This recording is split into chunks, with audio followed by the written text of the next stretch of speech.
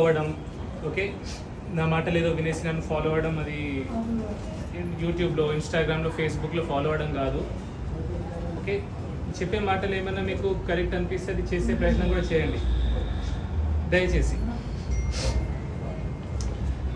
మన పిల్లల ఆరోగ్యం పాడవడానికి మెయిన్ కారణం ఎవరు? ఎవరి వల్ల మన పిల్లల ఆరోగ్యం పాడైపోతుంది? మన వల్ల, మన తల్లిదండ్రుల వల్లే మన పిల్లల ఆరోగ్యం పాడైపోతుంది. ఎందుకు? మనం ఏం తినిపిస్తున్నాం పిల్లలకి? క్రానిక్గా రిఫైన్డ్ ఆయిల్ వాడుతున్నాం. రిఫైన్డ్ ఆయిల్, ప్యాకెట్ నూనె లేదా డబ్బా నూనె ఏదైతే రిఫైన్డ్ ఆయిల్ ఉంటుందో అది వాడుతున్నాం. క్రానిక్గా రిఫైన్డ్ ఆయిల్ వాడితే ఏమవుతుందో, ఎటువంటి రోగాలు వస్తాయో. మీరు అందరు స్మార్ట్గా ఉన్నారు ఇక్కడ, స్మార్ట్ ఫోన్లే అందరూ, స్మార్ట్ ఫోన్లు ఉన్నాయి అందరి దగ్గర. స్మార్ట్ ఫోన్లు ఉన్నాయి కాబట్టి స్మార్ట్ మనుషులు స్మార్ట్ ఫోన్లు స్మార్ట్గా వాడండి. సెర్చ్ చేయండి chronic usage of refined oil ఏమవుతుంది. సో అలాంటప్పుడు ఎట్లాంటి నూనె వాడాలి మీరు తెలుసుకోండి. చక్కెర వాడితే ఏమవుతుంది, షుగర్ వాడితే ఏమవుతుంది, పిల్లలకి ఏమవుతుంది, ఎటువంటి రోగాలు వస్తాయి మీరు సెర్చ్ చేయండి. నేను చెప్పాను, ఇక మీరే తెలుసుకోండి. ఆ విషయం కూడా నేను చెప్పా. రెండోది, మన జీవితంలో ఏదో సాధించలేకపోతాం. నేను డాక్టర్ కాలేదు, నేను ఇంజనీర్ కాలేదు, ఓకే, పక్కనోడు డాక్టర్ అయ్యిండు, ఇంజనీర్ అయ్యిండు, బాగా సంపాదిస్తుండు, బాగా బతుకుతుండని మనం ఏం చేస్తున్నాం? మనం పిల్లల్ని జబర్దస్త్ చేసి హాస్టల్లో వేస్తున్నాం. హాస్టల్లో వాళ్ళు పెట్టే తిండి మంచి తిండా? మంచి తిండి పెడతారా? 10 రూపాయలు వాళ్ళ తప్పు కాదు, ఎవరు కూడా బిజినెస్ చేసేది 10 రూపాయలు సంపాదించడం కోసం పెడతారు, చేస్తారు, అంతే అవునా? సో ఆ హాస్టల్లో పెట్టే ఫుడ్ మంచిగా ఉంటుందా? టేస్ట్ మనం ఒక్కరోజు వెళ్తాం పేరెంట్స్ కలిసి, ఆ రోజు తింటాం, టేస్ట్ బాగుంది కదా ఆలోచిస్తాం. కానీ వాళ్ళు వాడే నూనె ఏముంటుంది? నేను స్కూల్ వాళ్ళని, హాస్టల్ యాజమాన్యం తప్పు పెట్టలేదు, పడతలేను, మన తప్పుది, పేరెంట్స్ తప్పు. ఎందుకు పంపిస్తున్నాం మనం పిల్లల్ని హాస్టళ్ళకి? చదువులకి. ఎందుకు చదవాలి పిల్లలు? మనకు నచ్చినట్టుగా పిల్లలు ఎందుకు చదవాలి? ఇంజనీర్లు కావడానికి, డాక్టర్లు కావడానికి.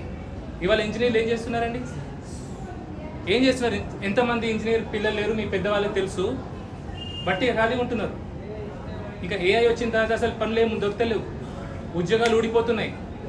మనం పొలాలు అమ్మేసి, ఆస్తులు అమ్మేసి, బంగారం కుదబెట్టి మనం ఇంజనీరింగ్ చేస్తున్నాం.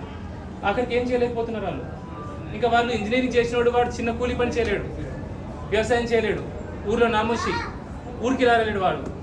చెప్తున్నా, ఊరికి కూడా రాలేరు, బాధపడుతున్నారు. ఏం చేయాలో అర్థం కాక యాంగ్జైటీ, డిప్రెషన్ వస్తుంది వాళ్ళకి.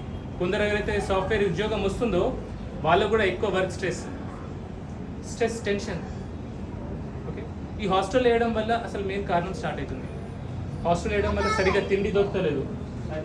ఆ తిండి దొరకకపోవడం వల్ల 20 ఏళ్ళకి 30 ఏళ్ళకి బీపీ, షుగర్లు వస్తున్నాయి వాళ్ళకి, పక్షవాతాలు వస్తాయి. మీరు సాఫ్ట్వేర్ ఇంజనీర్స్ నా దగ్గర ఇంతమంది వస్తారు.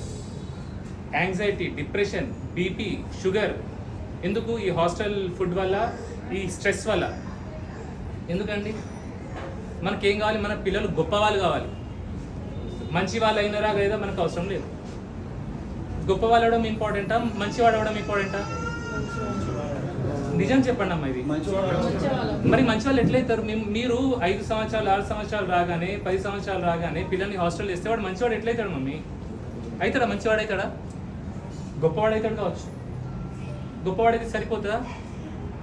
కొందరు 90% మంచి ఇంజనీర్స్కి జాబ్స్ దొరకలేవు, మంచి జాబ్స్ దొరకలేవు. 10 మంది ఎవరికైనా మంచి జాబ్స్ దొరికితే వాళ్ళు గొప్ప వాళ్ళు అవుతారు, అమెరికాకి వెళ్ళిపోతారు, యూకేకి వెళ్ళిపోతారు. మీకేం లాభం? ఈ దేశానికి ఏం లాభం? మనకేం రోగాలు వస్తే అక్కడి నుంచి నా అపాయింట్మెంట్ కోసం బాగా కష్టపడుతున్నారు కొందరు మంది. చెప్తున్నా, చేసే వాళ్ళకి తెలుసు. అట్లీస్ట్ తల్లిదండ్రుల్ని చూసుకోవడానికి కూడా రాలేకపోతున్నారు. ఏం లాభం? సో ఎప్పుడు గుర్తుంచుకోండి, గొప్పతనం కంటే మంచితనం ముఖ్యం. మంచితనం ముఖ్యం. ఎందుకంటే ఖాళీ చేతులతో వచ్చినా మనం, ఇవే ఖాళీ చేతులు. నేను కూడా నాది ఏదో ఇప్పుడు ఏదో వైరల్ రీల్ అయిపోయి ఏదో కనిపిస్తున్నాను, నేను ఇవన్నీ అస్సలు నమ్మను. అందుకే గట్టిగా ఓపెన్గా చెప్తాను మీ అందరి విషయాలు. గొప్పదనం ఇంపార్టెంట్ ఏం కాదు, మంచిదనం ఇంపార్టెంట్. సో మీ పిల్లల్ని మంచి వాళ్ళని చేస్తే మీకు పనికి వస్తారు ఫస్ట్. మీకు పనికి రాని పిల్లలు ఎందుకు? మీకు పనికి వస్తారు, సమాజానికి పనికి వస్తారు, దేశానికి పనికి వస్తారు, అవునా? సో ఈ మాటలు విని ఎవరైనా సరే మీ పిల్లల్ని చదువుకోవడానికి ఇబ్బంది పెట్టకండి ప్లీజ్. చదువుకో, జబర్దస్తి చేసి వాడు ఏడుస్తూ ఉంటాడు, వాడికి ఏదో చేయాలనిపిస్తుంది, చేయలేండి కదా. మీరు ఇంజనీర్ కాలేదు, మీరు డాక్టర్ కాలేదు, వాడు ఇంజనీర్ డాక్టర్ కావాలా? నేను చెప్పే మాటలు బాగా కష్టంగా అనిపిస్తుంది మీకు, నాకు అర్థమవుతుంది, కానీ ఇది నిజం, వాస్తవం. ఆఖరికి మీకు ఇప్పుడు అర్థం కాదు, వాడికి 20 ఏళ్ళు వచ్చినాక 30 ఏళ్ళు వచ్చినాక వాడికి బీపీ షుగర్ వచ్చి హార్ట్ బ్రెయిన్ రిలేటెడ్ ఏదైనా ప్రాబ్లం వస్తే అప్పుడు మనం ఏడుస్తాం, నా కొడుకు ఎందుకు వచ్చిందా అని, నా కొడుకే వచ్చిందా అని బాధపడతాం, మన తప్పు. సో ఇది very very serious topic, please understand, అర్థం చేసుకునే ప్రయత్నం చేయండి.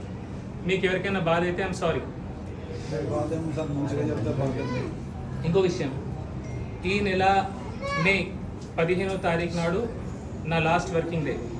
ఈ నెలకి నేను విదేశాలకు వెళ్తున్నాను. ఓకే, నాకు కూడా బాగా మెంటల్ స్ట్రెస్ అయిపోయింది, బాడీ బాగా అలసిపోయింది. ఓకే, సో మే 15 ఈ నెల తర్వాత ఎవరు కూడా హాస్పిటల్కి నా కోసం రాకండి, అపాయింట్మెంట్ తీసుకోకుండా అసలుకి రాకండి. నేను ఎప్పుడు తిరిగి వస్తానో నాకు తెలియదు, ఇప్పుడు ఫిక్స్ లేదు, ఎందుకంటే నాకు బాగా మెంటల్ స్ట్రెస్ ఉంది. ఓకే, సో ఎప్పుడు వస్తానో నేను మళ్ళీ వీడియో ద్వారానో ఏదో మాధ్యమం ద్వారా, social media, Instagram, Facebook, YouTube ద్వారా నేను చెప్తాను. అప్పుడు ఆ రోజు అప్పుడే ఓకే మీరు రండి, ఎందుకంటే బాగా స్ట్రెస్ అయిపోయింది బాబు, ఎందుకంటే సమాజంలో మంచి చెప్పడం మంచి చేయడం కూడా కష్టం అయిపోయింది.